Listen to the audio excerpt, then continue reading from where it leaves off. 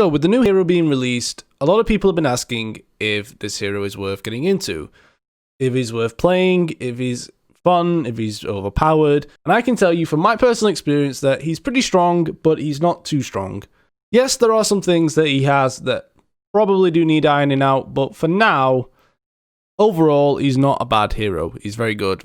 Definitely worth giving a shot at least once. I've been toying around with him for about 24 hours now, and I've learned a few things that could come in handy when you are playing in a duel, or even Dominion sometimes.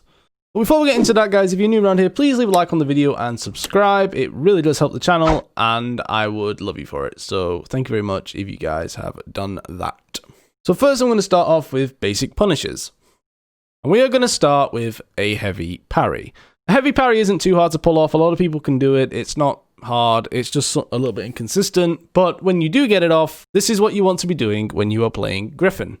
So, originally what I was doing is I was throwing a zone because I thought it'd be similar to that of JJ, which I must tell you now, guys, it is not. It is completely different. Yes, you can still do a zone if you want to, but I won't do it. It's just not worth the stamina, and the damage it does isn't that much anyway. Instead, you want to do light, into kick, into top heavy. This is a very good punish and will land most of the time, but you need to adjust it based on the type of people you play. For example, there'll be some people who will just dodge, the kick, and in that case, you just want to do an undodgeable or even a heavy feint guard break. There's so much you can do, but for the most part, it's light kick into heavy. Now for a light parry. If you get a light parry in a game, the natural instinct is to just throw a heavy, which, yes, you can do that, but I would not fully recommend it because there is not much potential for mix-ups or, like, you know, putting pressure on your opponent.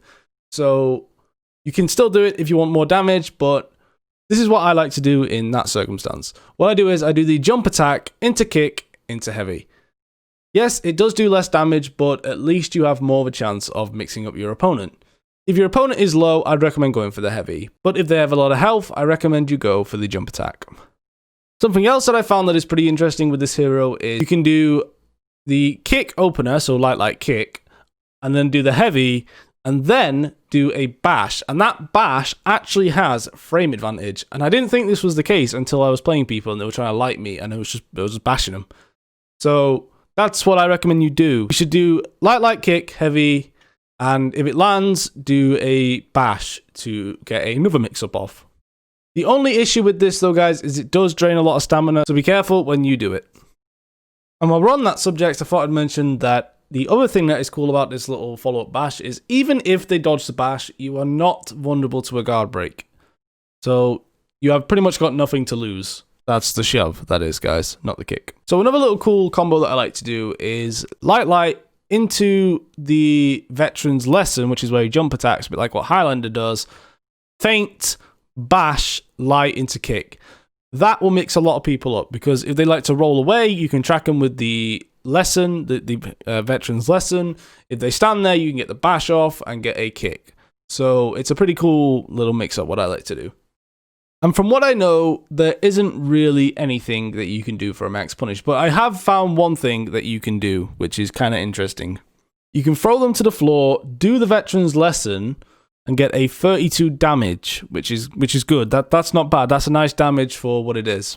Or you can do this. If your opponent is completely out of stamina and you've got them right at the back foot, what I like to do is I like to throw them on the floor, do a jump attack, either into a kick or into an undodgeable. And like I said before, if the kick lands, you can do that shove thing, what I mentioned earlier, and do that while they're out of stamina. Yeah, guys, there's some basic mix-ups. That's pretty much all I've learned so far about this hero. I hope that was enough and it helped. Like, you know, there's a lot more to learn about the hero, but from what I've seen so far, this is a pretty cool way of playing the character. A lot of people don't expect it, and yeah, I like it. So it's up to you guys if you want to take this on board or take at least one of these on board. And yeah, thank you guys for watching. I'll see you on the next one. Peace out.